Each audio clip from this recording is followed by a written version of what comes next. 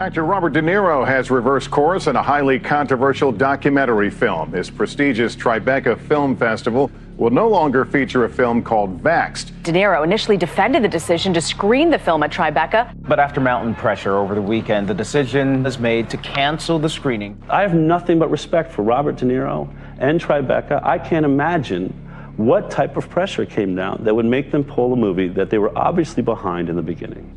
If Vaxxed would have been quietly screened at Tribeca and been summarily ignored, I don't know what would have happened. But instead, news outlets were covering the fact that Robert De Niro himself had pulled Vaxxed from the Tribeca Film Festival. That was a bad moment. That was a really, really bad moment. Working on Vaxxed was extremely stressful. It was interviewing lots of parents and hearing their stories. So for when we heard that we got into Tribeca, I was so excited on behalf of them and us that our stories finally would be heard around the world. When we got pulled from Tribeca, it was just like a massive punch in the gut. The parents, yet again, have no voice. That was the worst 3 days of my life until early the following week. There was a bit of controversy, some headlines at the beginning of this year's festival when it was announced that this film called Vaxxed would be screened. All I wanted was the movie to be seen. People can make their own judgment, but you must see it. With this controversy, probably more people will see this movie. Yeah, as they should, as they should. It was an extraordinary moment, and it really brings home how censorship works or doesn't work for the other side. They'd never confronted anything like this before. They'd never had to deal with a film like this, and they censored it. And the censorship caused it to explode. Everybody is now wondering about this movie that nobody wants you to see. Everybody learned about Vaxxed, and everybody wanted to see Vaxxed. We get a call from Angelica Film Center that said, we want to screen your film this Friday. And we're like, this Friday? We weren't going to be screening at Tribeca till like 3 weeks from now. Can we at least go with the same screening date that we were planning on for Tribeca? And they said, no. You're the biggest social media story in the world today. We don't know how long that's going to last, and that's why we're offering you this opportunity. We've got no money, we've got no posters, we've got no publicity, we've got nothing, but we've been given 3 days to decide whether we want to take the Angelica Theatre in New York. And we said yes.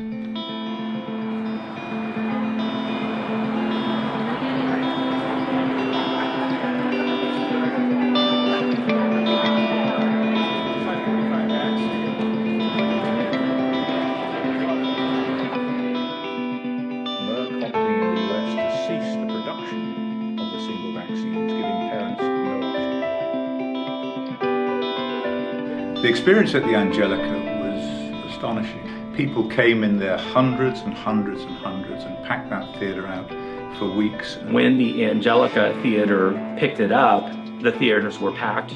People couldn't stop talking about it. And the amount of notoriety, this was a real game changer. The reception for the film was astonishing, and it just caught fire from that point forward.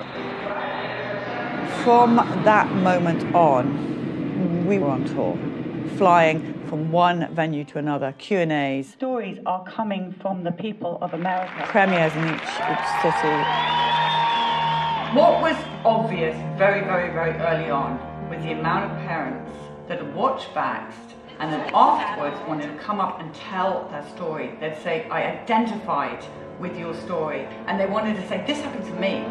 And the line for these parents with their stories got bigger and bigger and bigger and bigger. So I said to Andy and Dale, you do the whistleblower and answer all the questions on the science side and how you made the film, and I'll take the parents' stories. There wasn't enough hours in the day to be able to get these stories. It was obvious that we had a way bigger problem than we ever anticipated. Thank God for Periscope. Periscope, the most amazing thing that happened as we traveled around was Periscope, because what it meant was the world could join in.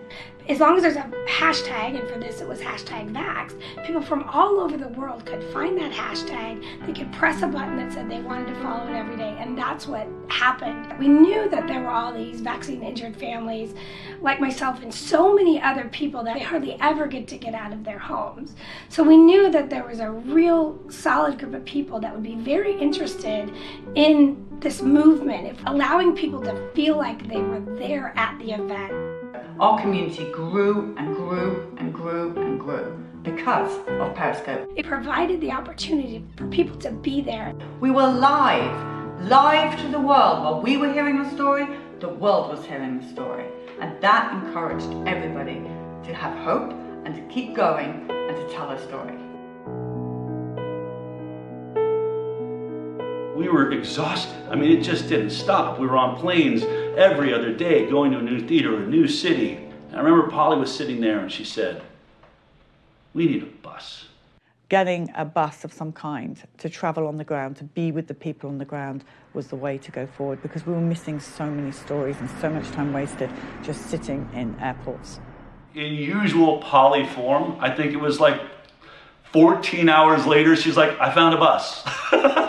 Vaxxed has just bought an RV. Woohoo! You know, we were sitting there and she was like, if we painted Vaxxed on the side of it, everywhere we went, there would be a billboard that the world would see about our film. Since no one will advertise, no one will give us any advertising, let's get a bus. The Vaxxed van, the Vaxxed RV is coming. Once I went live on Periscope and said, "We're going to get this bus," Dell called me. "You haven't even checked it out. Did you check it out?" Polly, did a mechanic go through it before you bought it? It's like, no, I just bought a bus. You know, it's kind of the way it all had to be.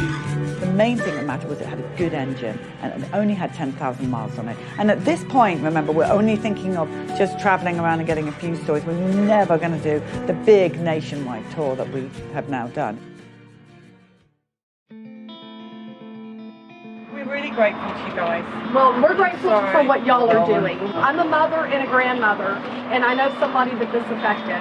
I watched it happen with my own two eyes. She was a perfect, normal little girl, and the next day, totally different child.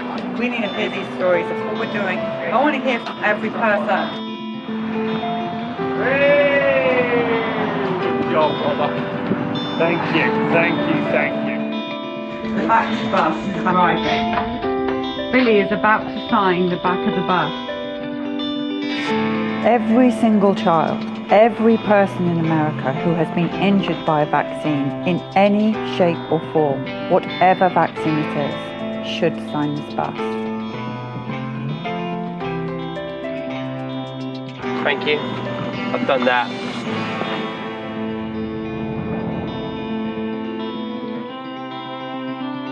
So one of the most interesting people that we worked with on the bus, in fact, this person worked with me from the beginning right into the end, was Anu. Anu came to us, but when he came to us, he didn't really believe that vaccines were the problem that we were seeing. I hadn't seen Vaxxed the movie yet. The first thing that I really said to the team was, listen, I understand what's going on with this film and the MMR vaccine and its possible link to regressive autism, but I'm not sure if I'm completely on board with you with this idea that vaccines cause other damage. When we set out on the road to record stories, I think in the back of my mind, I thought I was going to get thousands of autism MMR stories. And it wasn't long, day 2, that we hit our first big eye-opening experience, which was Hannah Robinson. Yeah, I had all 3 Gardasil shots. I was on Christmas Day, I woke up and I threw up every 30 minutes for an entire day. And I never knew why until looking back. And she would get complaining with her neck hurting severely, and at school she would be texting me that her heart was racing, and when she climbed the stairs at school that she was like out of breath. After I started getting sick and we really started pressing them, saying we need to figure out what's wrong, they pretty much told us, do not come back. She single-handedly changed the mindset of the whole crew because she could talk. Unlike Billy, can't explain his injuries. She went through exactly what happened to her. Step by step, what happened to her, it started clicking in my brain like, wait a minute, there's something really wrong here. So here we had in front of us a young girl, beautiful young girl, in a wheelchair talking about how she had this Gardasil HPV vaccine, and the images of her really affected all of us. Her story really did change a lot of our mindsets. And by the end of that story, I was like, oh my God, I really don't know what's going on. There's something more to this. At that point going forward, we were in for way more than we bargained for. We were about to have an education that you just couldn't buy.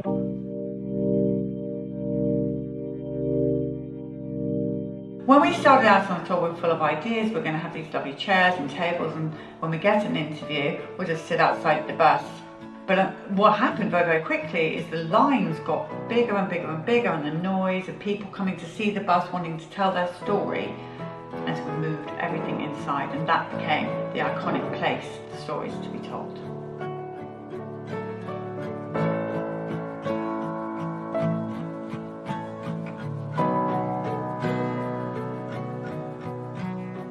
Every day in our life was a party. Every single day they were holding hands and smiling and laughing and looking at each other, engaging in each other.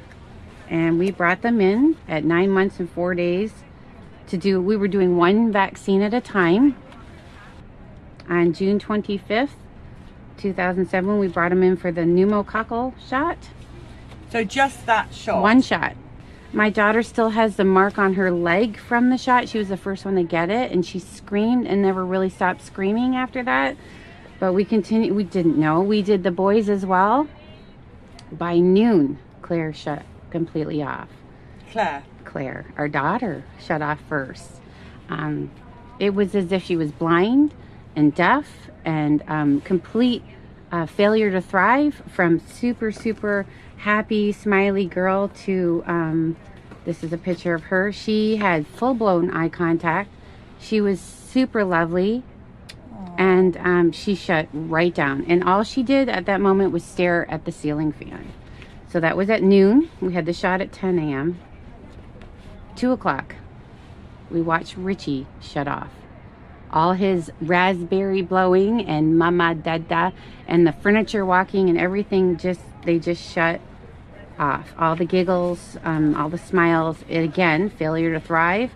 They lost all their reflexes. I'm an educational audiologist. I actually did the test for the stapedial reflex, which is a little muscle in the middle ear, just to see if a muscle they can't control was still working, and it didn't. The stapedial reflex dampens sound, so your ears don't hurt from a really loud sound, and both of them had no stapedial reflex. They stopped blinking, stopped yawning, stopped coughing, stopped sneezing. You could go towards their eyes and they wouldn't even nothing would faze them. They lost their startle reflex. I threw a telephone book on the floor behind them, and no startle. Nobody even looked to see what it was. So that was 2 o'clock. We watched Richie shut down, and I couldn't breathe. But here we go. The worst is when we saw the final one shut down. Robbie looked like he was hit by a bus. Robbie, from that moment on, had a stunned look on his face. If you asked or said his name, he still acted deaf and acted like he couldn't hear, although they did have normal hearing. I had it all tested. But he lost his happiness. This is a first year picture? First birthday. 3 months after the shot. 3 months after the shot. They were no longer engaged in anything or anyone. They lost their smiles. They just were in their own little separate worlds. They never held hands again. They never looked at each other again.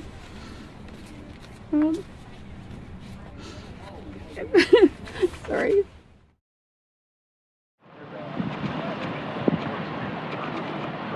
In a week, I'm going to see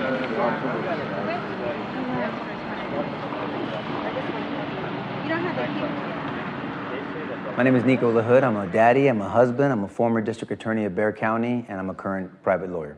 The vaccine issue wasn't an issue with us. Davi, my wife, was from Mexico, so vaccines had the perception of doing something good. And for me, you don't question a doctor. And so our first 2 children followed the schedule, and so Maya was no different. We were excited to have our first child.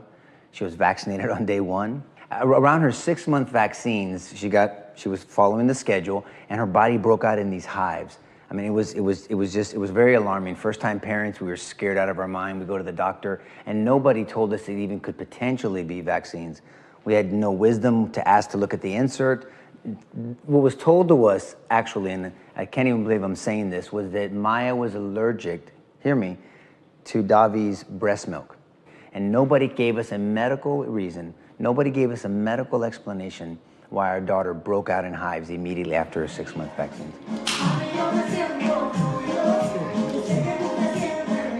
Michael's characteristics were awesome, and we have video and picture of him making eye contact. He was responding to his name, smiling, pretending to read. You could keep his attention. He was goo-goo gagging. Davi says it, I think, best when she said, "Man, this kid won't be quiet." I mean, he's going to talk. It's going to be a vocal kid. The irony of that statement is he's nonverbal. I've never had a conversation with my 9-year-old son. I will tell you for sure that he was not born on the spectrum of autism. He was engaging, he was responding, he was meeting his milestones until the 16-month to 18-month round of that MMR big dose of vaccines. In a negative way, we're trained not to ask questions, not to be litigators for our children. That's what I do for a living. I fight for people. I'm a legal bodyguard. And I had to deal with this for years, that I was not a good lawyer for my son. Every lawyer in America should be going absolutely apeshit over this issue. Think about what I'm going to tell you. No double-blind placebo study, meaning no safety studies. A crap load of injuries, no accountability. What lawyer would be okay with that? Even if you don't believe the claim that vaccines could be causing these injuries to our children, you can't be happy with that system. You can't. You know, I'm the one that looks at my son, and I can see him when he's having his meltdowns. I can see him trapped in the prism of autism. I can see him screaming and yelling at me and saying, "Pop, how do I get out of here? What do I do to get out of here? I didn't do anything to get in here. Can you help me get out of here?" We're the one that has to deal with that. And the one thing I will not tell my son is that I'm too much of a chicken shit to tell your story. That I promise you. That I'm too scared to tell your story, Michael. Since you can't talk for yourself, since someone's greed and deception took away your ability to tell your story, I'm gonna tell your story.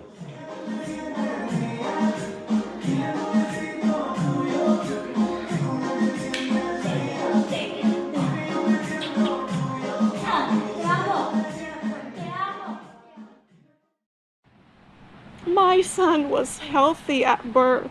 He was healthy. So at 18 months, he had already had his measles, mumps, rubella vaccine, at which point the damage became so apparent that Zachy just completely disappeared. He just left. And we were left with the shell that we're still dealing with. He had such a horrible bout of falls from the seizures that we were going to the emergency room so often. The doctor gave my husband a stapler and a staple remover to do it at home. I mean, is that better than a week of measles? My son would have been a football player. And instead, he wears diapers. He uses a pacifier. He's nonverbal. He has extreme rages where I think he's in some kind of a pain. And no doctor will take him as a patient here in Las Vegas. I used to have a column, and I was looking for a doctor then, and I'm looking for a doctor still. Because of his constant seizures and having to check on him, or if I hear him get up, I know to run in there before he falls against the wall. Where's his room? I upstairs, I sleep upstairs. My husband and I don't even get to sleep in the same room anymore.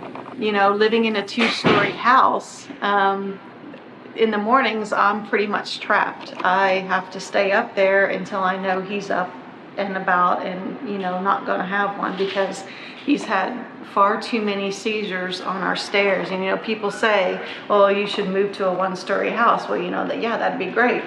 Who's going to come renovate this house? The one thing that really just breaks my heart and that we can cry about is who's gonna take care of her when we're gone. It's so stressful to think about, you know. He was hitting all of his milestones. Oh, she was perfect. Adorable, sweet, beautiful, enjoyed being cuddled. Started, you know, talking and walking at an early age, doing everything, just excelled. Had been saying dada, he had been pointing. Ethan could look me in the eye before that and he could laugh.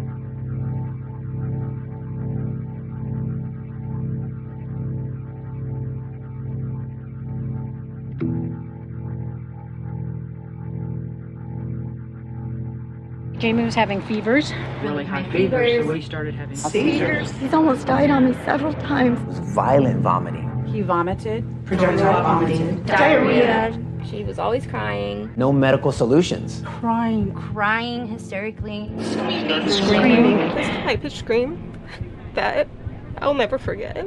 She stopped talking. She completely shut down. Nonverbal.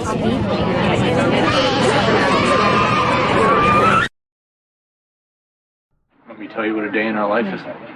So you got, say, a 6 or 7 or 8-year-old child who's not potty trained. And at 2 or 3 or 4 o'clock in the morning, they fill their diaper. Well, you assume that's pretty uncomfortable, so they take it off.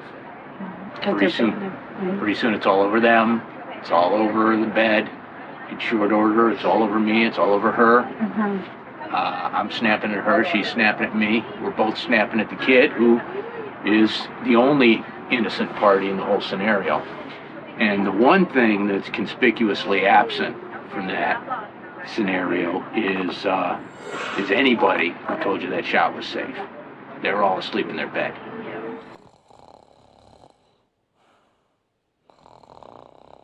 What brought you out here today? We're traveling around America in this RV bus, listening to the parents' stories of vaccine injury, and we are so tired of doctors telling us that vaccines are safe and effective, and people like myself who believe them now have a damaged child. So what we're doing is what the government and the paediatricians, the doctors, the medical profession should have done right from the beginning, and that's listen to the parents. So everything on this bus, all the stories, is from the people of America. But when I look at the vaccine damage that I see, there's almost a pattern that goes like this. Damage as early as possible, damage as often as possible, deny the damage could possibly be anything other than a coincidence, denigrate the damaged when they point it out, describe the parents of damaged children as deluded or delusional, and then demonize those parents, and then divide society so that pro-vaccine then demonize parents who once were pro-vaccine but vaccinated their children who became damaged.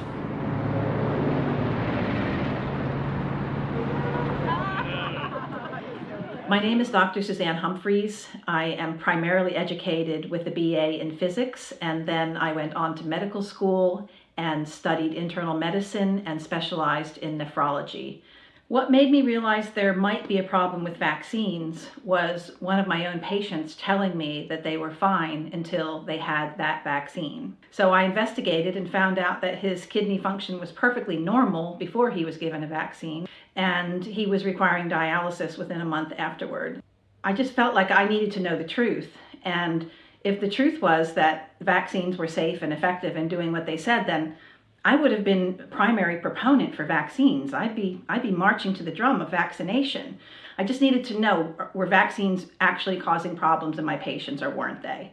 I couldn't stop myself from researching after that because there was just so much evidence and there were so many things that I was discovering while I was looking into the safety of vaccination that really blew my mind. And in a kind of a morbid way, I found it fascinating because history was being rewritten in my brain from what I was programmed to believe. So we were honoured to have Dr. Suzanne Humphreys come on the bus.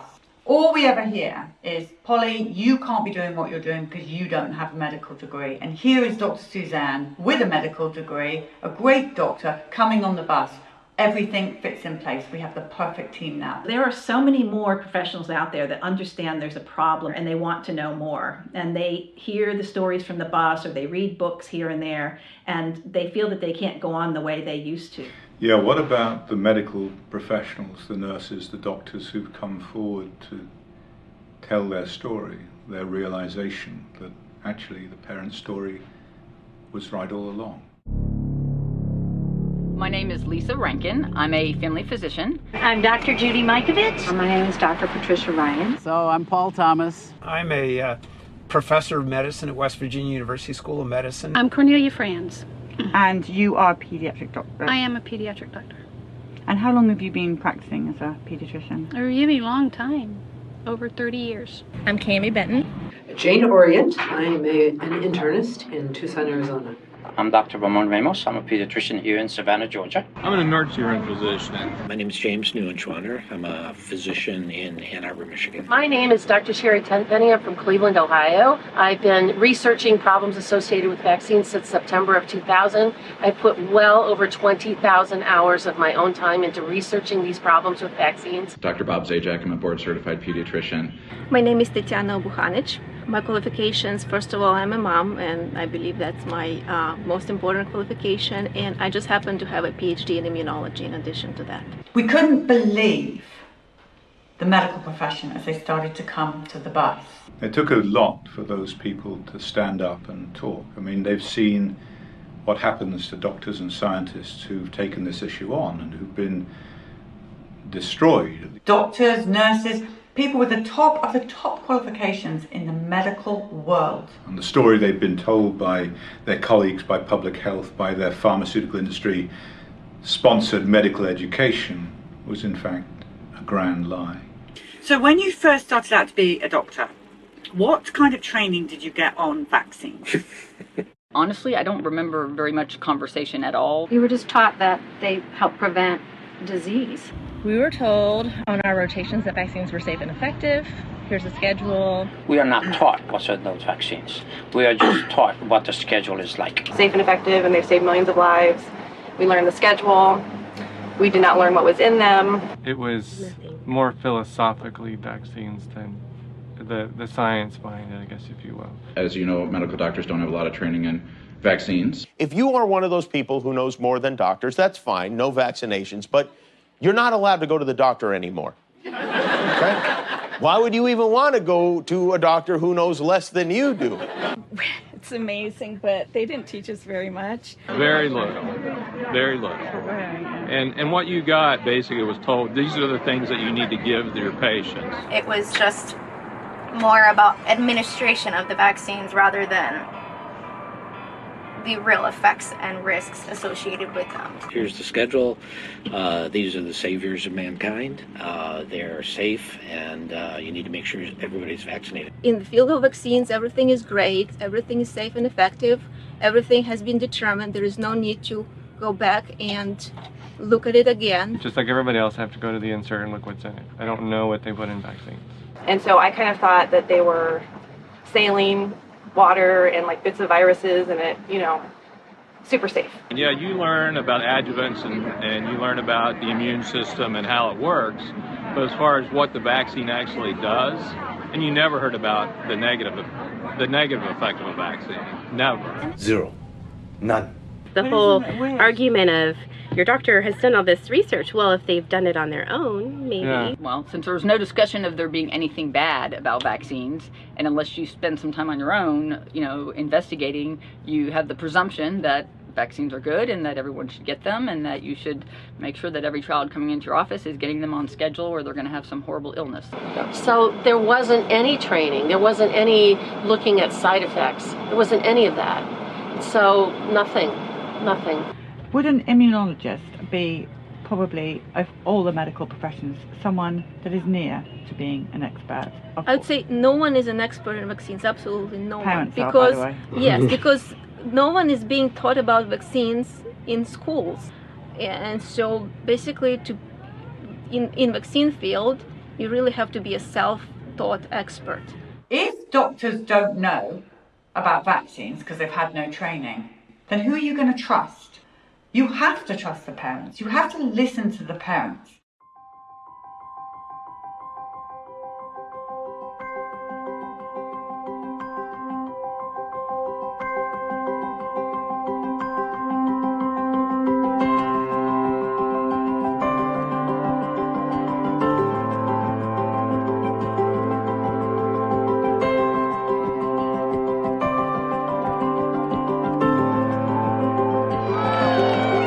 Wow, this is amazing. What are you going to do with this bus when you're done? Well, whatever happens, the parents are going to take back their freedom. That's right. Parents are now in control. Yes.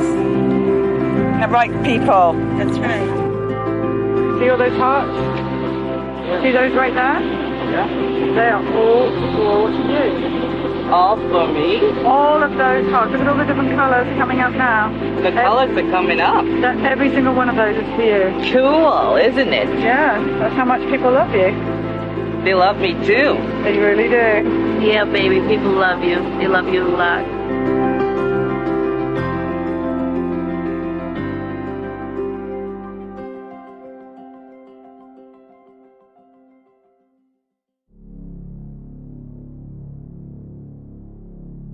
I predict that Gardasil will become the greatest medical scandal of all times, because at some point in time, the evidence will add up to prove that this vaccine has absolutely no effect on cervical cancer, and that the very many adverse effects which destroy lives and even kill serve no other purpose than to generate profit for the manufacturers. Former Merck physician. What I understood about human papillomavirus is that it's an infection that comes and goes. And it's been around for a long time, and it's in many animals, including lizards and primates. It's not just in humans, that babies are born with it. So I was really surprised that here's this virus that's been around and so prevalent, and it's being blamed on giving cancers to people. And then what I found out was that those cancers are not necessarily solely attributed to this virus, but yet this virus was being targeted by a vaccine. There's so many brilliant interviews that were done during the Vaxxed tour. But I will say that one of the memories that really stands out to me is the moment we pulled into Utah and Polly interviewed Colton Barrett and his mother. So tell us what happened here. Well, Colton was a 13-year-old healthy, strong boy. He loved baseball, motorcycles, anything that has to do with an adrenaline rush. He was going to go to scout camp. For scout camp, you have to have a physical, so we went to the doctor's office, and the doctor said, hey, he's the age that you should get the HPV vaccine. I said, okay, how come? Well, it can help prevent cancer, and even if he's not promiscuous, he can still give it to his wife when he gets married. I said, oh, that sounds like a pretty good thing then. So he was administered the vaccine, and on the third round, 2 weeks after, he started having a really bad neck ache. The next day, he went motorcycle riding with his dad, and that day he came home, he was pale, starting to feel nauseous, really sore neck. It didn't feel good. He went to bed, and the next day I checked on him. He still didn't want to get out of bed. I just thought, man, you're just really weak and exhausted. And that evening, when he sat up to take a drink of water, he says, Mom, can you give that to me in my left hand? I can't use my right arm very good. It's weak. And he tried to lift up, and all of a sudden he just flopped back, and his head just hit the pillow, and I went, do you have spinal meningitis? You know, it was my first, really bad fear. So my husband took him in to Instacare Monday morning, February 17th, 2014, holding his head for him because he couldn't get out of bed. The paralysis just went down, down, down after the first 4 to 5 days, where he was completely paralyzed from the neck down, had no movement at all. Colton, give me your eyebrows. You were doing them better than that the other night. There you go. Show me yes. Show me yes. Show me no. Yeah. But you have to have this breathing apparatus with you the whole time. Yeah, it's about 15 pounds, so I always have to have someone with me to carry it, to get around. It's a literal ball and chain for him. And the whole time, watching this box on his side with this hose going into his throat, breathing for him to, and then he could speak, waiting for that breath to come from that box. And it was a realization that changed my life forever. I remember staring at this and watching this interview go on and watching this box and thinking, we say we got rid of the iron lung. His right arm is completely paralyzed. His left arm only has minimal function now. And he's lucky he's regained his legs and his core strength. So the people who gave you this vaccine, where are they now? What do they say? Our doctor is actually, he's the doctor that delivered him. He's just a family practice doctor. I still like him. I am upset that he still wants to give the vaccine, but you know, he will not give it to boys anymore. He's cautioning on girls to give it to girls, but. So he's not going to give the HPV vaccine to boys? Correct. Colton, you just realised how many boys that you just saved. It's good he's at least not doing it to boys, but lots of girls can still get hurt. All right, so let's start by talking about your life before Gardasil. I was more artistic. I wasn't into sports, although I did like to go jogging, do exercises whenever the weather was nice. Let's see. Yeah, I was a competitive club soccer player. I was trying out for OGP, which is like playing for the state and stuff. Soccer. Yes. Mm-hmm. She played year round, and on top of that, right around that time, she was running track, the 400, 800, and long jump. Yeah. Prior to the Gardasil shot, Corinne was academic excellence. You know, she always great grades. I was athletic, straight A's in school, really no health issues before. And what sport did you play? Volleyball. You were a volleyball? Big volleyball player. Basketball was my favorite. I played that from kindergarten up to my senior year of high school. And then I would play softball and volleyball. Top honors in her high school, graduated top in her class. Top of that, she was a head cheerleader for 3 years, captain of the cheerleaders, won a national competition. I did karate. I was almost a black belt. I could take down a 40-year-old black belt who used to spar with me. We got the shots. She was accepted that summer into a high ballet school at the University of Irvine and could not dance. Ballet, tap, jazz, hip hop. Pretty much everything I could possibly do, I did. I mean, she was doing really well in school, and she was really popular, and she actually had auditioned with Disney, and they wanted to fly her out to California, and she had a very promising future. Yeah, I was really active. I started going to the gym with her probably at age like 13. We're 5 times a week, Yeah. played volleyball. So sleeping for a couple of days was out of character? Completely. She was playing basketball, she was doing track. She made varsity wrestling her freshman year and had a grip of friends. And her freshman year, that's when she got that HPV vaccine and everything changed for her. She was a straight A student. Everything she was doing was for scholarships. She was college bound. That's where she was going. And this destroyed that for her.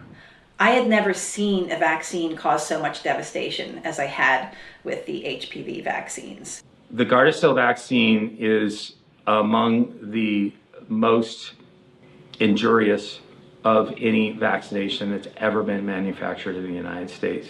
Be it anecdotal or not, way too many cases and complaints of having neurological insults soon after that vaccine is given, even with the first dose.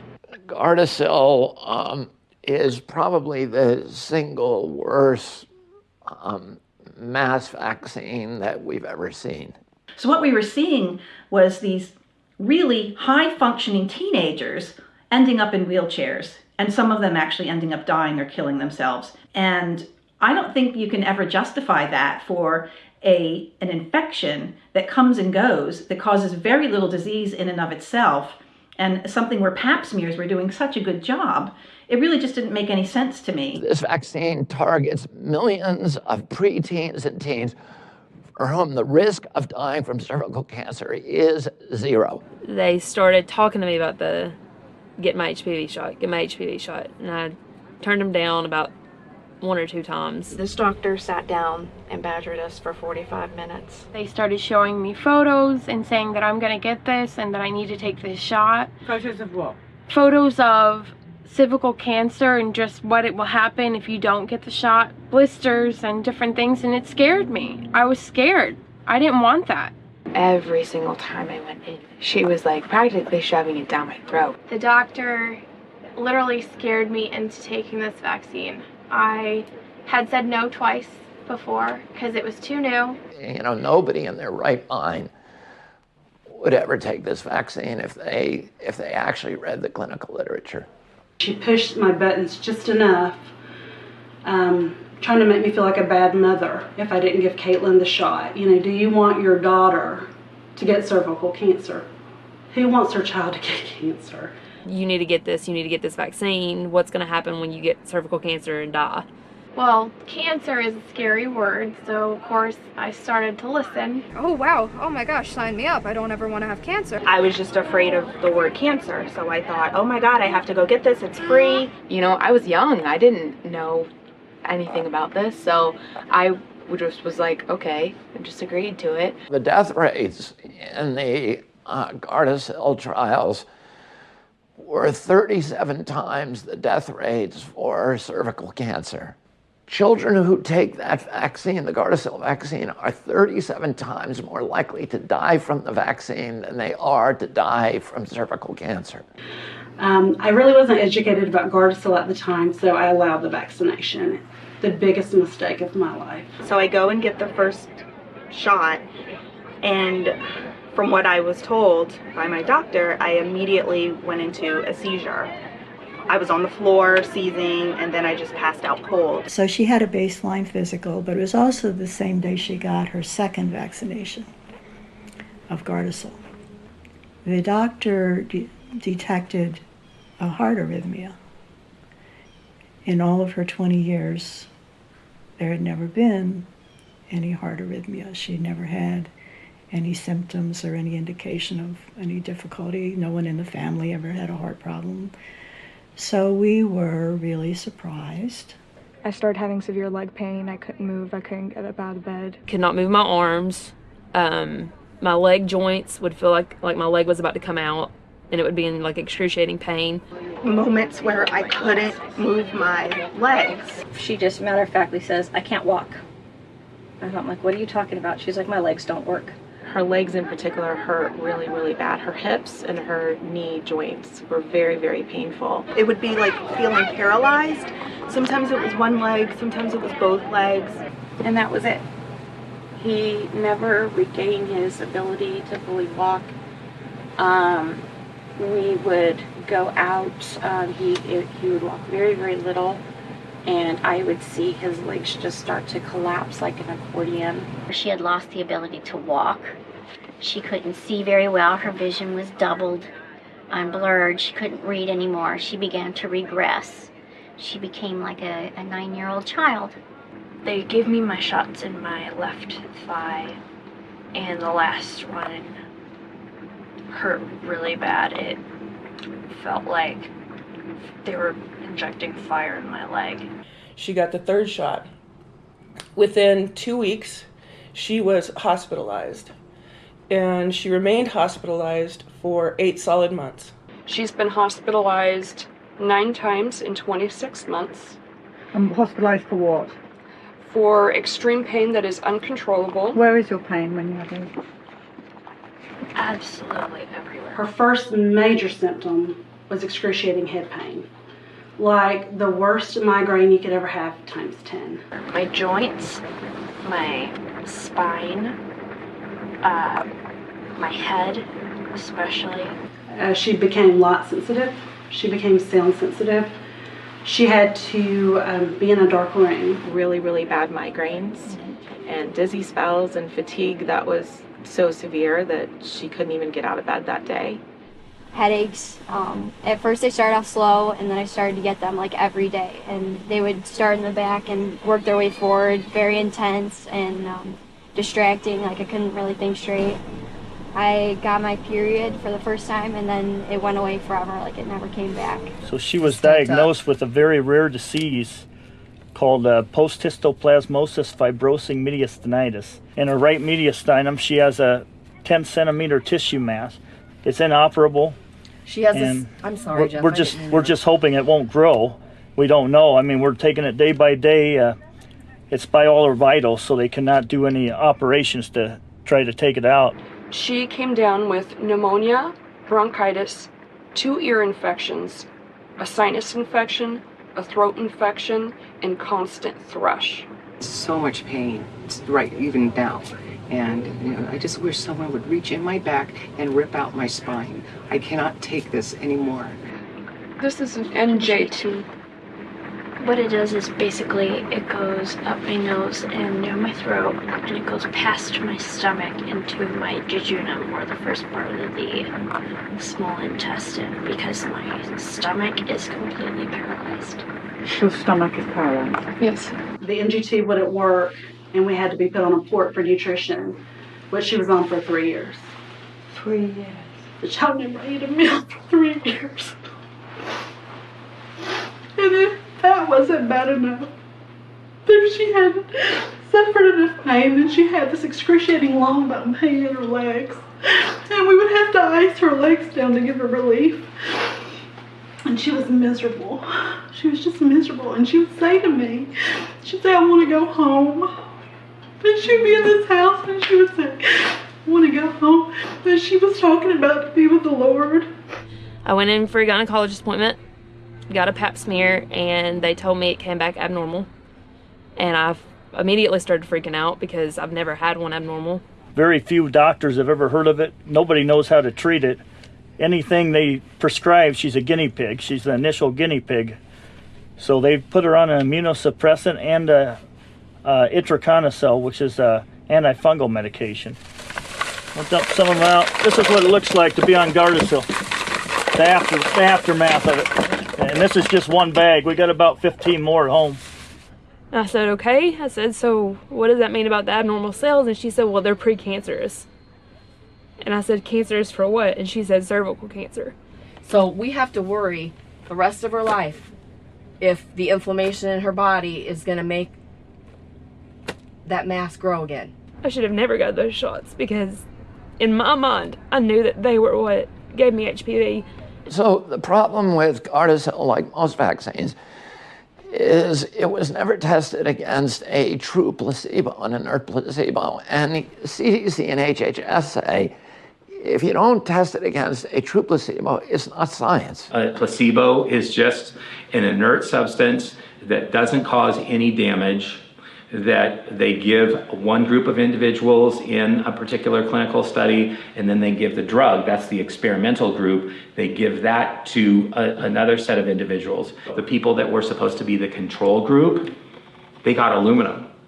And when they did that, out of every 100 patients, they had at least 2 severe autoimmune events.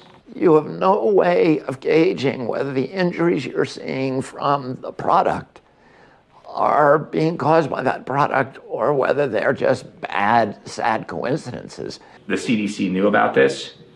Merck, the manufacturer of the Gardasil vaccine, knew about this. It's as plain as the nose on your face. All you have to do is look at the clinical trial data. The entity that is actually performing the study and paying for the study is Merck.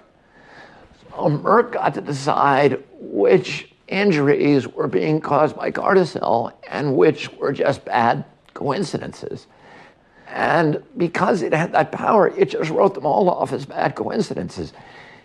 You can do that when there's no placebo, because the injuries they were seeing in the control group, where the girls were getting aluminum neurotoxins, were identical to the injuries they were getting in the Gardasil group. So they said, well, we don't have to report any of these as vaccine injuries.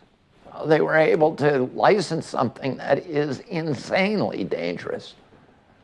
After all the struggles and fights, and we thought she was finally getting a little better, she went to sleep. She wasn't feeling good during the day, and I went in to check on her, and she looked like she was very still. She was in her bed, and she had passed away, and I tried to revive her, but she was gone.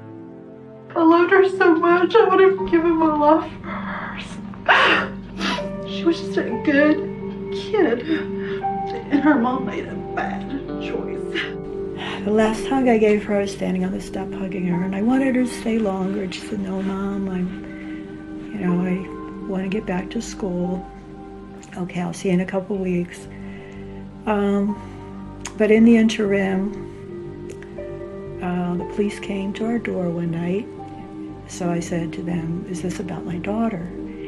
And they said, yes. And I said, was she in an accident? They said, no. They said they found her dead in her bed at school and that they didn't know what happened. And so, I don't know if anyone's ever had somebody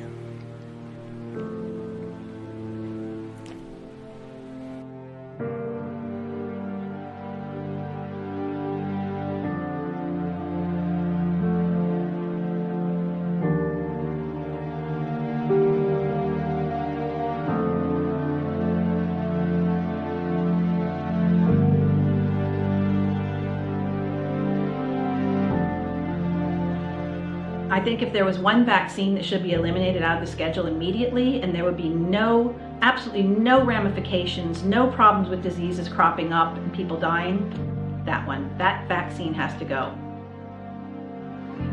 So tell us from your point of view. Well, it does suck, not being able to play sports anymore. Because I did do a lot of sports, and it was my favorite. You are awesome sportsman. We've just seen photos of you. Yeah, I have to sit on the sideline, just watch everybody. But I'm getting used to it, so it's not as bad anymore. The one thing about Colton is he does always smile, and he's an awesome kid that way. He doesn't complain. You're good, huh? Yeah, good.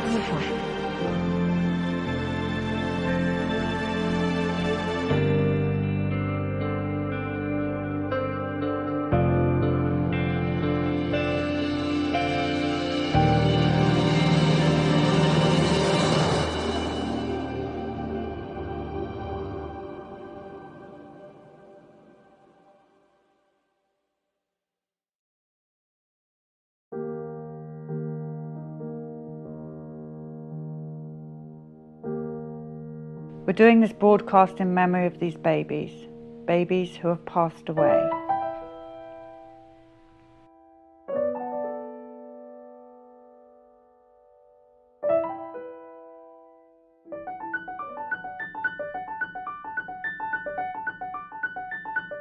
And so as we travelled on and on and on, we then met parents who would tell us that they would vaccinate their babies and then their babies would die.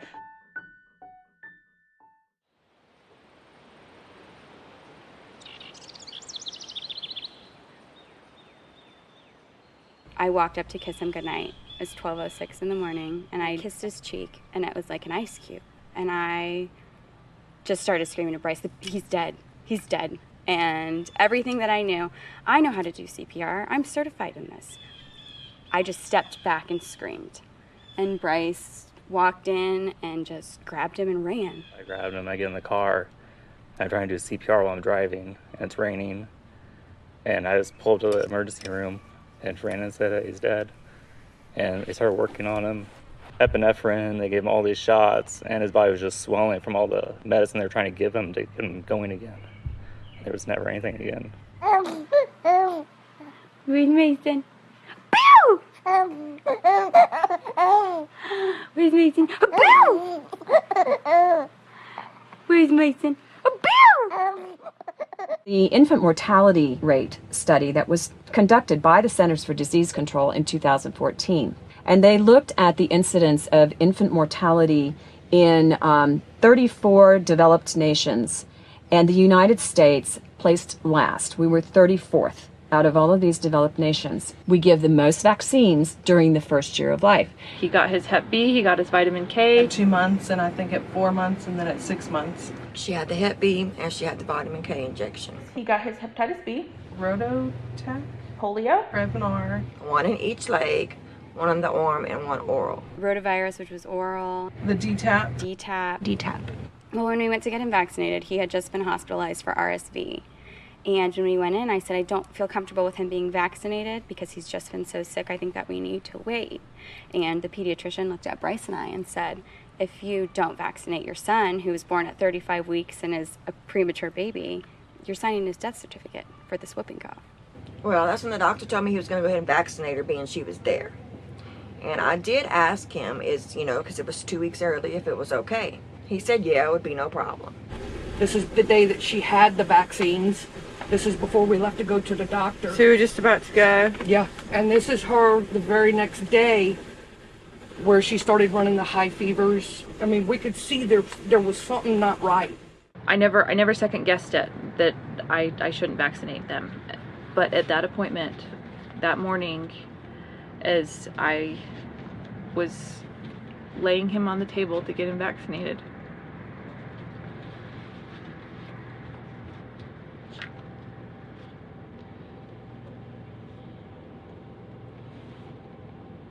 and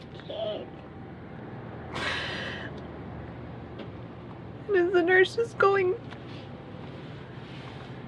to stick the needle in his right thigh, just something screamed in me, no, don't, wait. But at that point, the moment had passed. He's just not sleeping. I can't do anything to make him happy. When she wasn't sleeping, she was very irritable. If she wasn't crying, she was real lethargic. We used to do this thing where we would cradle her in our arms, and then we'd lift her little arm up and we'd eat her ribs. And she loved it, but she didn't love that anymore. She cried and screamed. He started screaming 23 hours a day. He was so dazed. He wasn't there. He just kind of looked at the ceiling, and anytime you tried to get in his way, he would just look around you. And they told me she had a little cold. Just a cold. So I gave her the smallest dose of Tylenol, which is what the doctor told me to do, and I put her to bed. And then as I left for my shift, I went and gave him a kiss. And I just remember the look on his face. He was just so sad. And he doesn't get sad because he was with his dad. His dad was with him, he was with his sister, he could play with her. But it was almost like I was leaving him for the last time and he knew it. Good Friday, 2 days before Easter, she passed away in her sleep. That was the last time I kissed his alive, warm cheek. It was the last time that I held him. It was the last time that I told him that I loved him when he was alive. Well, I went to go lay him down, and I went to load the dishwasher, and when I went to go check on him, he was already gone.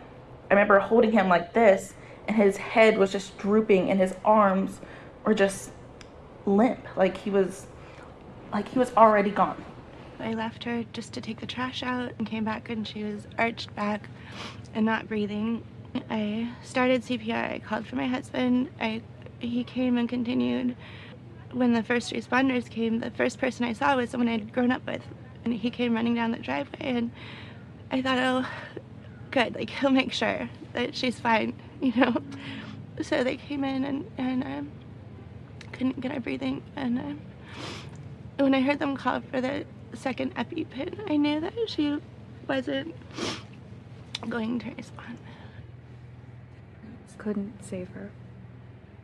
That he finally called her time of death. It was on July 4th, 2015 at 7:01 a.m. They let us go in there where she was, and I held her and I held her and I just prayed for her to start breathing. She's been through a lot. She lost her innocence that night is we had to tell her in the ER to say goodbye to Colby because he's going to live with Jesus and he won't see him again. And the sparkle just left her eye. You could see it. She was happy. She didn't understand that she was losing her best friend that night. Oh, brave girl. And you will see your brother again. We leave the hospital, we get home with my parents trying to talk about funeral arrangements, and cops come knock on my door. The police wouldn't let us go home without them. They had to escort us home. Child Protective Services, whenever something like this happens, they're automatically there. What are y'all trying to say? Are y'all trying to say I did something to my baby? They took our son's crib and mattress out of the house. They took pictures and took her dose of Tylenol that I gave her, took her last feeding that she had. Looked in every cabinet, woke up our other kids, asked them questions. They treated us like we did it, like we killed her. And that hurt. They couldn't find nothing, and they labeled it SIDS.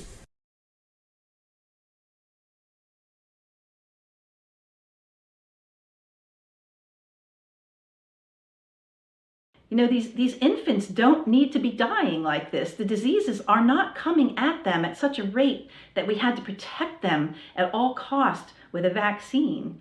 You know, when people tell me vaccines are making children healthier, really, I look at the hepatitis B vaccine. Hepatitis B for a newborn whose mother doesn't have Hep B makes no sense. Drives me insane. Why is that a vaccine for young children? There's just no reason whatsoever that a newborn, a 1-month-old or 6-month-old should be vaccinated against a disease that is basically sexually transmitted. So then I asked, well, how long does a hepatitis B vaccine last? And he said, well, we hope it lasts about 12 years. So I'm just saying, you know, this just does not make sense. This has actually been proven that these vaccines cause cardiovascular instability in these infants. And so all that aluminum that you've just given in these killed bacterial or viral vaccines is having a profound inflammatory effect that's killing them. You look at the packet insert, you even look at the literature of the National Vaccine Injury Compensation Program. They compensate for death due to encephalopathy and encephalitis. It causes death, and they admit it. Because you don't vaccinate in the first year. Right. Do any of you, have you had any SIDS? No.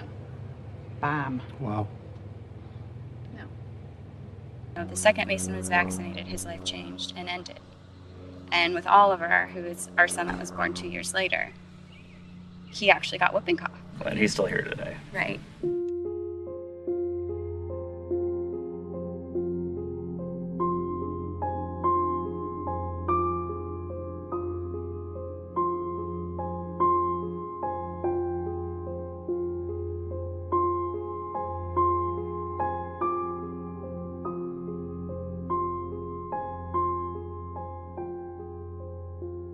Whoever knew that you could die from a vaccine? I had no idea you could die from a vaccine.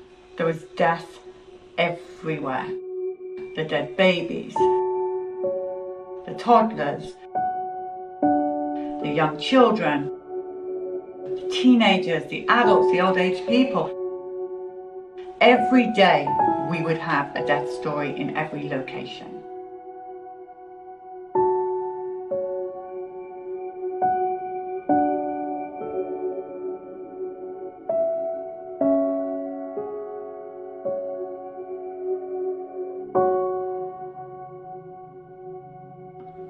I found it really difficult to be on the bus and even listening to the stories. We were utterly mentally exhausted and our hearts were breaking and we felt like our souls were being ripped from us listening to the utter devastation. I actually had to tune out some of it because my heart couldn't hold all of it. It was just too difficult to carry these stories around in my head and my heart.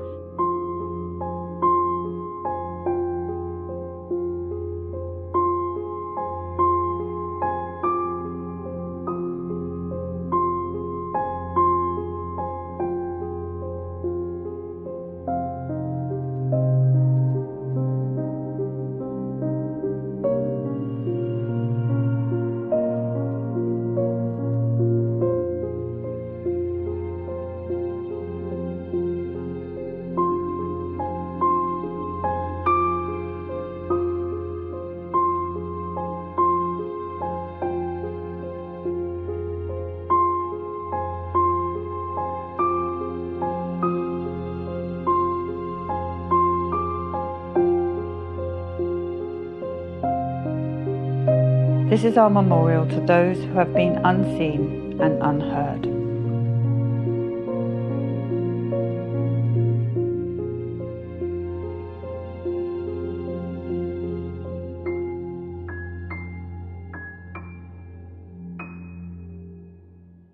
Public health emergency is in effect in New York City this morning in response to the rapidly growing measles outbreak. Measles outbreaks are rattling regions of the country again this year. I've studied measles since 1990 intensively. It's a fascinating subject. And measles was becoming a dramatically milder disease in a very, very short space of time. During the 1920s, it was a major killer of children, 1,200 per million during epidemics, and that fell precipitously beyond that point, to the point where in the single vaccine was introduced, there'd been a 99.96% reduction in case fatality rate. It was becoming dramatically milder. That was natural herd immunity, and it worked extremely well. And what natural herd immunity did was to constrain the age of infection to childhood, when measles is a mild disease. And that worked in two ways. One, exposure to measles as a child led to lifelong immunity. So you didn't get it when you were an adult, when measles is a more severe disease. So exposure protected you. And the second part of it is that mothers who'd had natural measles gave very, very good transplacental immunity to their fetus, their growing fetus, and through breastfeeding to their babies. So babies were protected against measles during the first year of life. The measles vaccine has diminished the number of measles cases in this country, okay? Nobody can deny that. The problem is that it's skewed the immunity in the population into a place where the most vulnerable are now not protected. So what has vaccination done? Firstly, it doesn't work, so it doesn't produce immunity for life. The vaccine fails, and you become susceptible to measles again when you're more vulnerable to a severe infection as an adult. The second end of the infants, mothers who've had measles vaccine don't give good immunity to their babies. So babies are no longer protected during the first year of life. So vaccination has in fact destroyed natural herd immunity. If we were to stop vaccinating today for measles, what we would have is a resurgence of measles. Most people would get it and be fine and recover from it, even adults. People think you're going to die if you get measles as an adult. You're not. But if you had more circulating virus in the population, then those newborn babies, which were formerly protected by their mothers, are now susceptible. So we've really been put in a pickle by this vaccine program.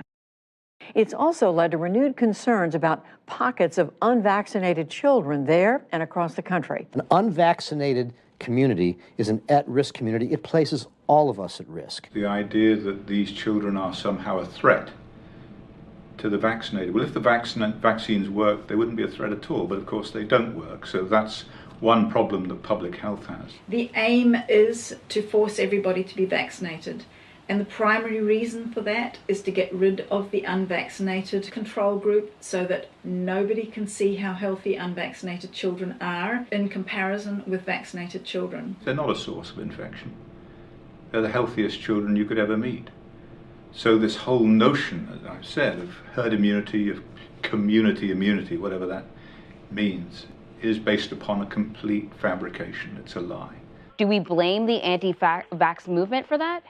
Well, yes. Unfortunately, these outbreaks are due to the anti-vaccine movement. Our media is trying to make people hate unvaccinated families, unvaccinated children, making you terrified of the measles. And the reason the measles are spreading is those people that aren't using the vaccines. But what's scary is the language to hate children, to hate people, to say that they are putting us all at risk. We have had multi-generational indoctrination with fear because people don't understand that measles is a fever, a cough, a rash, and maybe some diarrhea in the vast majority of people.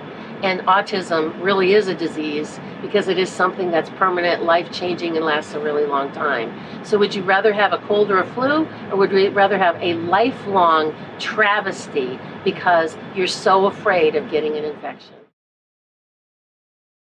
A child of mine was healthy, strong, and full of life before vaccination, but very shortly afterwards it became dull and pale, and soon sickness made its appearance. It just escaped death.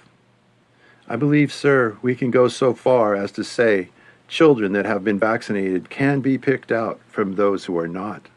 A parent, December 31st, 1894. You've never met a parent who regretted not vaccinating, but you meet hundreds and thousands who do. So we took a break after the first leg and we all had time to reflect on what had just happened with this amazing amount of people turning up to tell their stories. And that's when we suddenly realised the unvaccinated people are there for a reason. We need to start the second leg interviewing them as well. They're not doing vaccinated versus unvaccinated studies because they're frightened of the results. If you did a vaccinated versus unvaccinated study, we know what's going to happen. The entire vaccine program would come into question. They won't do the vax-unvax study. We the people are going to go out there and see for ourselves. What are the unvaccinated like? We know what the injured are like. Let's now look into the world of the unvaccinated. Look at all the unvaccinated children that are alive. Extraordinary. Hi guys. All right, so is there anybody here that's had a vaccination? Mommy and Daddy have had a vaccine, but none of you children, not one. I mean, they have amazing immune systems. When they get sick, we get over it in one day. Both of my kids are really, really healthy. Health-wise, she's insanely healthy. I mean, she never gets sick. They're both insanely intelligent. Their health is ridiculous. And they recover fast from things. My kids are super healthy. They are very healthy kids. They have traveled to many places. My kids have gone to Nicaragua. You can't get more third world country than that, trust me. With no vaccines. With no vaccines. I have super healthy, great, unvaccinated kids. How is all your health? Well, we're all healthy, and I've never been to a doctor for any reason except a broken arm and a neuromuscular injury. I have 3 grown children. They're all grown up. And did you vaccinate your children? No, I did not. They're all completely unvaccinated. I can probably count on one hand how many times they've had to go to the doctor in their entire life. I have 15 or 16, I can't keep track, 15 or 16 nieces and nephews, and none of them have received vaccines, and they're all very healthy kids as well. 10 grandchildren, 4 great-grandchildren, 5th one on the way who will not be vaccinated either. They're all extremely healthy. They're all so healthy. It's like they don't have asthma. It's like they're not sick all the time. They get a cold and they get over it. Every time we've been in a situation where my kids have the same thing that the kid next door has, their symptoms are night and day. They fare so much better and heal so much quicker. I've probably been sick once this year, and it was just a cold. I had a stuffy nose, and it lasted for like 2 days. Even his friends who are partially vaccinated are sicker in general. My kid has missed like maybe a handful of days from kindergarten to 6th grade. My other friend who has a daughter who is also unvaccinated, I saw her at school, and so I kind of whispered to her, I'm like, so how many days of school has your child missed? And she went, and I said, mine too. It was so blatant that these children were super, super healthy. I had never seen health like that. I didn't know that health like that was even possible, not needing antibiotics in one's entire life. I've never had an antibiotic in my life. 48 years old, never had an antibiotic, ever. He's 16 years old, no allergies, no rashes, no ear infection, no colic, no antibiotics. She's never had an over-the-counter medication, not once. Neither one has ever had a shot, Tylenol, aspirin, antibiotic. No antibiotic. Neither of them, apart from that, have had any antibiotics or any meds. She has never had an antibiotic. My daughter had an infected toe, and she had antibiotics once for that, but that's been it. People that I know that do vaccinate, I know their kids have more, seems to me, more health problems. I mean, my kids don't really have any, like definitely no chronic health problems. They've never been on pharmaceuticals. They've never needed you know, they've gone to the doctor for broken bones, which is why it's one thing I like doctors for. The totally unvaccinated kids are always the most healthy ones. So my daughter also had like 3 ear infections before she was 6 months old. After that 6-month appointment and we stopped, she hasn't had one since then. Nothing. She was perfectly healthy. Robust health. Yeah. She's never had an ear infection. Neither of them have, actually. What about ear infections? No. Because you're 14, you must have had at least one ear infection in your life. No. My daughter is now 12 and has never had one single ear infection. Ear infections? No, none of my kids have had ear infections at all. Whatever. No, none of them. See the number of children in these unvaccinated populations that have never even had an ear infection. I mean, I can't imagine that. My son was a walking ear infection. All we did was toss antibiotics down his throat in order to keep the ear infections at bay. And now you have these children who are unvaccinated, and the significant, large proportion of them have never seen an ear infection. That is just nigh into incredible. I mean, our expectation was that these children were going to be constantly sick, that their immune systems were just not supported. The reality was completely the opposite of that. You have no vaccine at all? Never. I'm in my 60s. I've never been vaccinated for anything. Anything at all? No, and then I had 2 kids that are now 28 and 30, and they were never vaccinated. This is Palmer, he's 6. He's been sick maybe 4 days his entire life. Never had any mumps, measles, chickenpox, Eczema, asthma, ear infections, ADD, ADHD, no ma'am. autism, ADD, ADHD, peanut allergy. Does he have eczema, allergies, ear infection? Just big, strong muscles. And a really smart brain. I could see the difference in kids. I used to be a kindergarten teacher, so I know what kids, you know, should look like and what they are looking like today. Both of my boys were reading by the age of 4. My family thinks it's like voodoo, like we're crazy people, and you know, how can you not vaccinate it? But then every time they see our kids, they're like, it's they just unbelievable seem how healthy so they ahead are. of the curve. By 18 months, she's singing songs, she can have conversation. He's a very bright boy. He's 3 years old and he's learning Mandarin.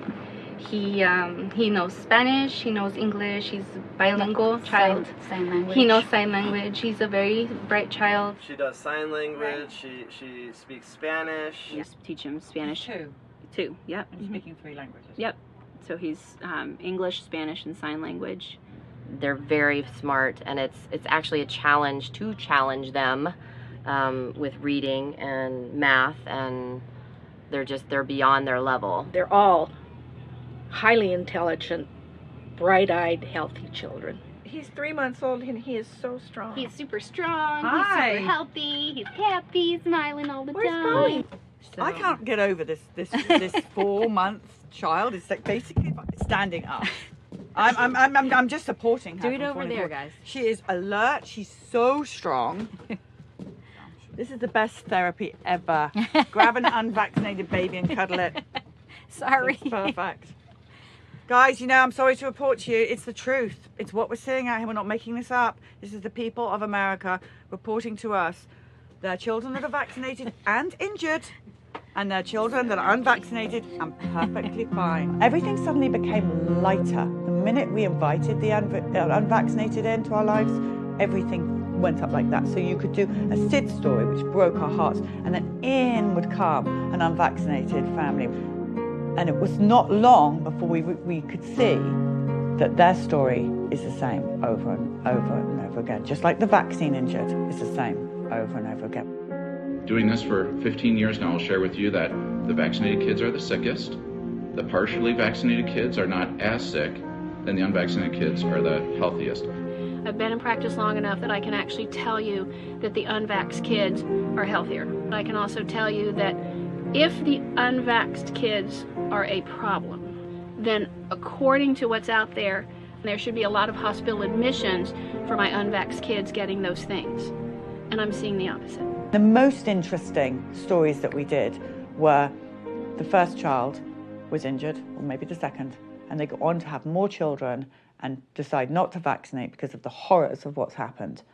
And the difference between their unvaccinated child, the same parents, same everything, is that unvaccinated child is 100% healthy. Yeah, I have quite a few patients in my practice who have 2 children, and those are great controls because most of them didn't figure out right away, so their child got some vaccines, but they all stopped it fairly early on, and there's a huge difference between the 2 children and the level of how they were affected. But I mean, if you start looking and pulling in all those people who have that same experience, I think you're going to see the same thing across the board. The level of that second child and how they're affected is going to be much less, if at all, compared to the first child who was completely vaccinated. Now, did you work this out in time for your next child? Oh yeah, she's not vaccinated. At all? Absolutely not. Not vitamin K, nothing. I know it's not vaccination, but nothing. Nothing. So how is she? Fantastic. She is she's completely typical, beautiful, smart, caring for her brother. She's been on 1 antibiotic her whole life. She's a picture of health. So your other 4 children have no vaccines? No. At all? None. Wow. No. And I bet how would you describe them?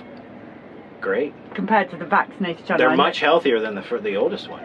They fight disease faster. My 4 unvaxxed kids are far healthier than my vaccinated child. She, when she gets sick, she gets sicker than the rest of them and more often than the rest of them. She's down for longer than the rest of them. Whether that's vaccine related or not, I don't know, but it seems to be an awful coincidence. I was in the ER with my oldest all the time, and these 2 are never sick. When my boys were little, we also had a lot of asthma and breathing treatments and antibiotics over and over and over. No ear infections, but all of those other things. And these girls don't get what your these girls, no. She's never needed anything, and she's 2 years old. By this time, this child had already been at the hospital. He had, had dozens of antibiotics. Lucas is the only one that's completely unvaxxed. And it's interesting, he's our healthiest child. He has never been sick, never even so much as had a cold. She's always the last one to get sick and the first one to get better. His left ear, it was so significant, they actually had to kind of rebuild his eardrum from it. And that's, to me, that's one of the stark contrasts I see is our 13-month-old has had not a single ear infection. Riley has had none. So Caden gets strep throat about 3 times a year. He also has allergies and ADHD. But we still love you. You're still very smart. So don't worry. Riley has been sick once. My first is the sickest child that I have. She'll get sick. She'll be sick the longest. She'll be sick the hardest, actually. I mean, I guess she'll feel the worst pain or the most symptoms. Then my other 3, they'll be sick maybe a day and less than 24 hours and they're done and they're fine. Their body really knows how to fight whatever disease they come in contact with. He is compensated through the vaccine injury compensation program. My oldest 3 suffer with eczema, suffer with allergies, constipation, and they're the first ones to get sick. The only time he's gone to doctor for checkups is because he's asked to go and wanted to see what it was like to go to the doctor's office. You wanted to go to see a doctor? Okay, yeah, right.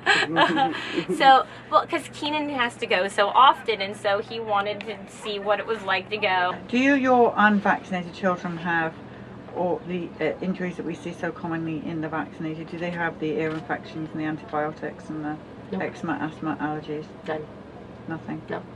So the results of your study is the unvaxxed are supersonic healthy and the vaxxed are not. Yes, right. So the conclusion of the unvaxxed studies in your house is what? That the unvaxxed kids are far healthier. I don't worry about measles. I don't worry about polio. I don't worry about these things with her because she has a strong immune system. I worry about it with my son who is fully vaccinated because he would not be able to survive any of that, even though he was vaccinated for it. It hurts me to watch the development, honestly, of my son because I see what my daughter could have done. And I feel an immense guilt for vaccinating her. So in our scenario, we've got, a control for a lot of different variables. Same genetics, same mother and father, same environment, all 3 children.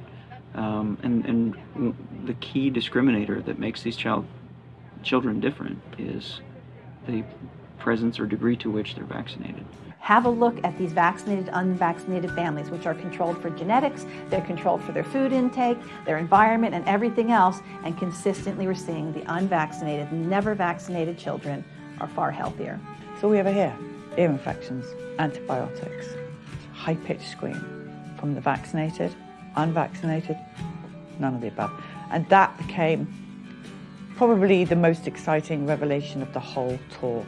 Now that I've seen so much of it and seen so many vaccinated and unvaccinated family members with the same thread, it's undeniable that an unvaccinated child's immune system is going to be that much more functional, that their brains actually function better.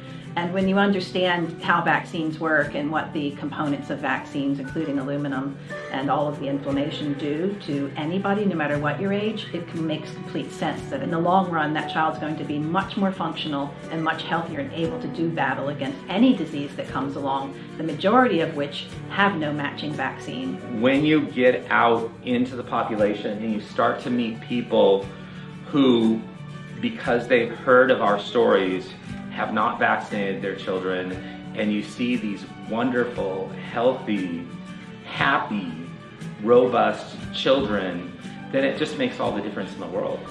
And these are the children that actually now we need to protect above all others. Not force them to be vaccinated by rule of law, but to protect them, because they're going to be looking after the damaged children in the future. There's no question about what we saw. What we all collectively saw was the same thing. Health, health, health with the unvaccinated, injury, injury, injury with the vaccinated. Same story. That doesn't mean they're never going to get anything. You know, the only thing it says to me, my kids are vaccine free. My kids will never, ever, ever be injured, ever. With 100% certainty, they'll never be injured.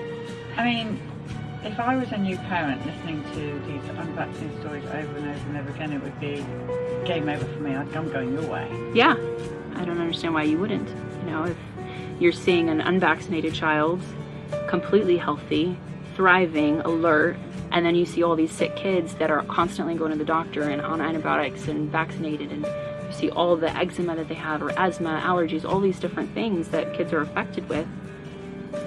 Choosing a healthy child versus an unhealthy child, that's really your choice.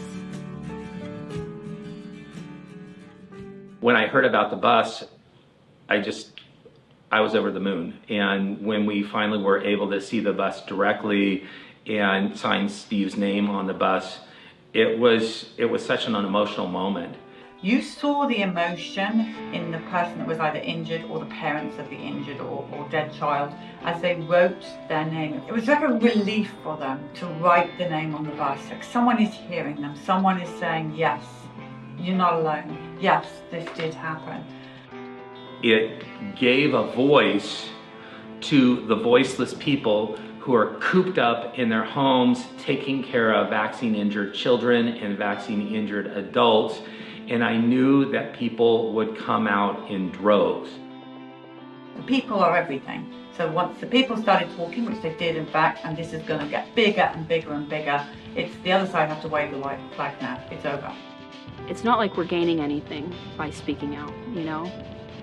We're losing friends and family members, people won't talk to us, you're getting kicked out of mommy groups, you're getting kicked out of doctor's offices. It's not to our benefit to speak out, but if my story, or if any of our stories will help save one child from being injured or dying, then it's worth it. Because you can't walk away from something like this and know the truth and not say anything. You can't. What have we done to all these people? We've taken their lives as they should have been. We've destroyed the brains of countless people around the world. It can change, and it will change, and we will win this battle, if that's what it is. And we will win it through the parents' stories. We will win it through the parents telling their truth. We'll win it through the doctors and nurses standing up and saying, this is what I know to be true. If I had seen that vaccines can cause injury, outside of autism, injury beyond belief. If I'd heard that the doctors, the medical professionals, had no training in vaccines, and if I had seen the health of the unvaccinated, there is no way I would have feared measles, mumps, rubella, chickenpox, all these things that we vaccinate our children for. I wouldn't have feared them. Vaxxed, the film, will get a lot of credit, but the greatest credit, I really believe, to this movement and the change we will one day see will be owed to those parents out there, to those that told of their injuries, that were no longer afraid, those that brought their unvaccinated children and their stories forward, those who were brave enough to tell their story, that moved others to come and tell their story. And now all over the world, people telling their stories. That is the movement. That is what really happened.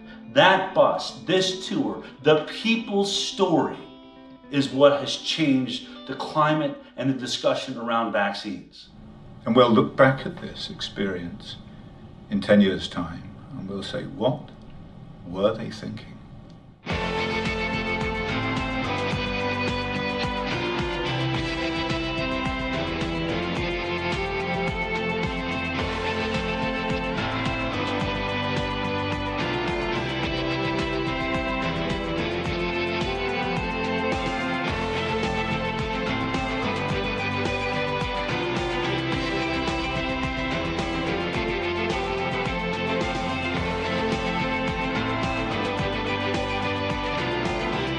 So the bus can go on and on. We've only scratched the surface.